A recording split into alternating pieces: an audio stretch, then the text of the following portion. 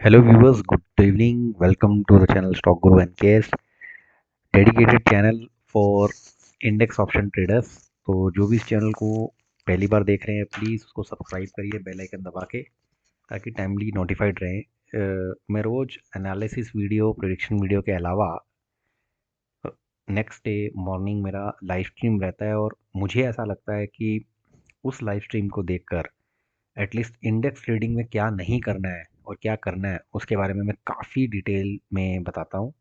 Stream 1 घंटे से लेके 2 घंटे तक रहती है। तो अगर आप वाक़ई सीखना चाहते हैं और अगर आपको लगता है कि गिरती या बढ़ती हुई मार्केट में भी पैसा कमाने का अगर एक सोर्स है, वो ऑप्शंस ट्रेडिंग है, चाहे वो निफ्टी की हो या बैंक निफ्टी की, तो please this is the right channel for you. So let's start. तो आज हुआ क्या है बेसिकली, शुरुआत देख के ऐसा लगा नहीं था जो हुआ है। सबसे पहले तो बैंक निफ्टी आज 360 पॉइंट्स डाउन बंद हुआ 39,051 पर, और निफ्टी जो है वो आपका 71 पॉइंट्स डाउन होकर बंद हुआ 16,972 पे। तो यानी दोनों ही केसेस में काफ़ी स्ट्रेंज गिरावट आई, लेकिन ये न्यूज़ बेस भी थी। वो मैं आगे आपको बताऊंगा। आपका इंडिया विक्स जो था वो बढ़ गया 0.49% से, that means fear index upside हुई। आपके एफआईआई ने 1271 करोड़ की बिकवाली की, तो फिर ज़्यादा बिकवाली किसने की? एज़ यूजुअल डरे हुए रिटेल कंज्यूमर्स, जो रिटेल इन्वेस्टर्स है, सॉरी नॉट कंज्यूमर्स, उनकी वजह से हुआ। तो अब सेक्टर्स का क्या हाल रहा? तो सेक्टर्स का हाल तो ये आपके सामने है जो है, ठीक है ना। This is what as far as I can see from the report which I have just now refreshed, okay.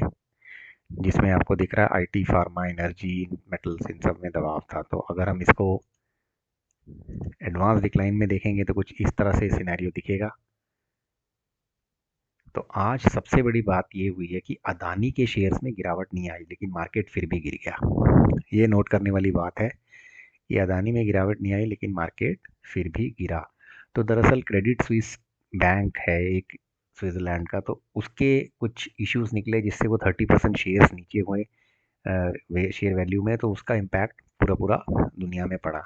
तो अब हम पहले बैंक निफ्टी को अगर देखते हैं, तो बैंक निफ्टी ने शुरुआत गैप अप से की। गैप अप की शुरुआत के बाद उसने ऑलमोस्ट 40,000 की तरफ जाना शुरू किया और वहीं से वो अपने आप को होल्ड नहीं कर पाया। स्लोली स्टडीली देखते देखते देखते देखते वो नीचे गिरना शुरू हुआ। बट जो मेन गिरावट आई वो रफली दोपहर के बाद आई। नहीं तो सुबह से जिस तरह से गिरावट थी वो फिर भी सस्टेनेबल थी, बिकॉज कल के लेवल्स तक ही हम दोपहर में थे। लेकिन उसके बाद जैसी क्रेडिट स्विस की न्यूज़ आई, उसने बुरी तरह से गिरा दिया मार्केट को, और उसका इफेक्ट बैंक निफ्टी पे भी आया। और अनफॉर्चुनेटली उसने 39,000 का लेवल भी तोड़ा था ऑलमोस्ट, फिर उसने समहाउ उसको रीगेन किया और ये क्लोज हुआ। और इसमें फिर आप देख ही सकते हो क्या हुआ। जो सबसे ज़्यादा गिरा bank important in terms of weightage हैं ये सारे बैंक्स। तो इसमें आप देखिए इंडस है, एसबीआई है, एचडीएफसी है, तो ऑलमोस्ट सारे ही गिर गए। फिर थोड़ा सा कम गिरा था वो आईसीआईसीआई का, ठीक है। निफ्टी में देखिए आप, वही सेम चीज़, गैप अप ओपन हुआ। गैप अप होने के बाद 17,200 की तरफ भी बढ़ा, लेकिन फिर वो भी अपने आप को होल्ड नहीं कर पाया। उसने अपने आप को बहुत कोशिश की 17,100 को होल्ड करने की, लेकिन जैसे ही दोपहर की वो न्यूज़ आई क्रेडिट स्विस की, तो इसका भी ढलान आया। और ढलान ऐसा है कि इसने काफ़ी पहली बार काफ़ी समय बाद 17,000 के लेवल को ब्रेक किया और 17,000 के नीचे ही बंद हुआ। और सबसे स्ट्रेंज चीज़ जिसमें देखने वाली क्या है, अदानी के शेयर्स में बिल्कुल गिरावट नहीं आई, बाकी जगह गिरावट अक्रॉस सेक्टर्स आपको देखने को मिली। एफआईएस के बारे में मैंने आपको बता दिया है। और पीसीआर का डेटा अगर आप देखते हो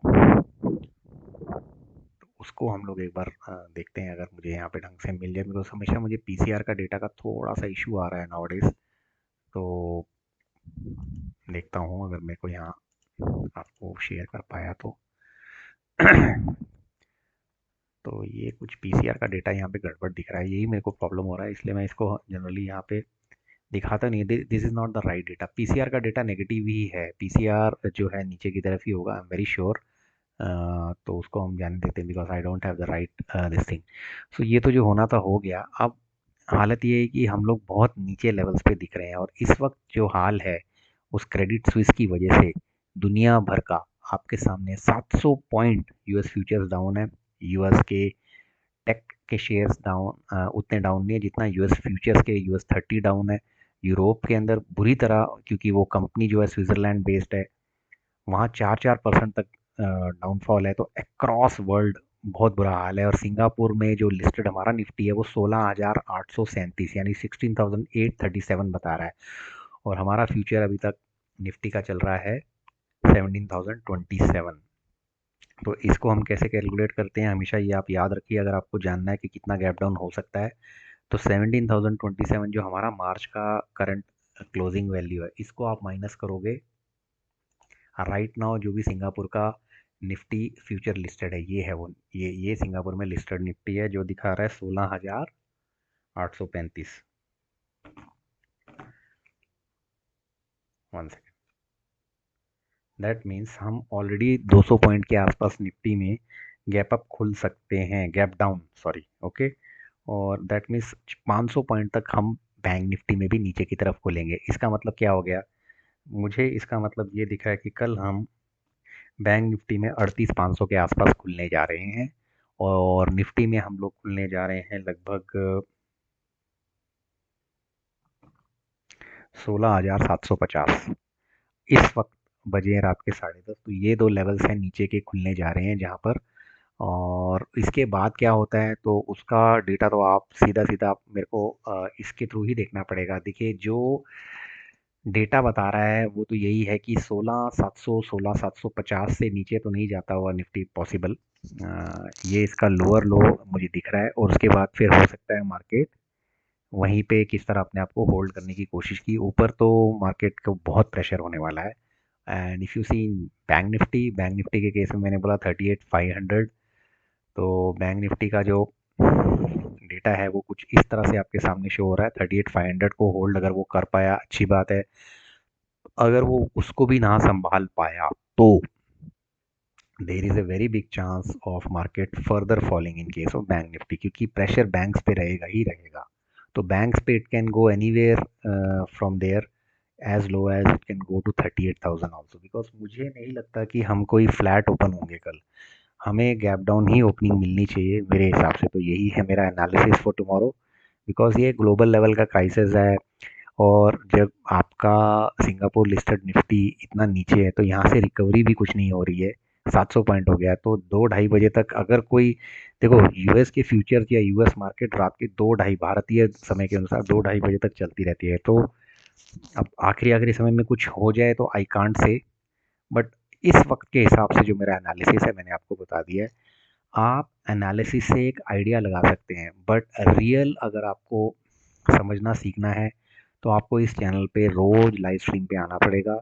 वहाँ मैं बहुत अच्छे अच्छे तरीक़ों से समझाने की कोशिश कर रहा हूँ कि क्या मूव एक्सपेक्टेड है, किस टाइप का आपको ऑप्शंस में कौन से स्ट्राइक प्राइस पे क्या देखना चाहिए, क्या नहीं देखना चाहिए। काफ़ी चीज़ें कवर कर रहा हूँ। और जो लोग मेरे साथ रेगुलर ट्रेड सेटअप्स के साथ जुड़ना और रेगुलर ट्रेड्स को कैसे करना वो ज़्यादा डेप्थ में जानना चाहते हैं, तो मेरा एक छोटा सा प्रीमियम ग्रुप है जिसकी बहुत ही नॉशनल फ़ीस है। तो वो मेरे व्हाट्सएप नंबर से आपको पता लग जाएगी। वहाँ you can inquire about that. So मैंने अपने लेवल्स बता दिए हैं। Let's see tomorrow what happens. Tomorrow is going to be our weekly closing. तो कल बहुत ज़्यादा वॉलेटाइल मार्केट रहने के चांसेस है, क्योंकि साइड ऑन मार्केट के चांसेस मुझे तो नहीं दिख रहे।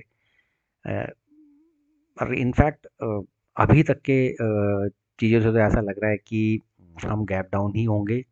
एंड देन वील सी क्या होता है। बिकॉज पूरा वीकली क्लोजिंग और ये दोनों मैं एक साथ कोइंसिडेंस कोइंसाइड हो रहे हैं। तो कल देखते हैं क्या होता है। But it's tough days for market, I will have to admit this. And इसके अंदर अगर आप निकाल पाए अच्छे से प्रॉफिटेबिलिटी तो बहुत बहुत बड़ी बात होगी। वॉलेटिलिटी काफ़ी मिल रही है और एक ट्रेडर को जो चाहिए वो होती है volatility. Okay, so thanks and keep watching this channel. Bye bye and take care. That's it from me.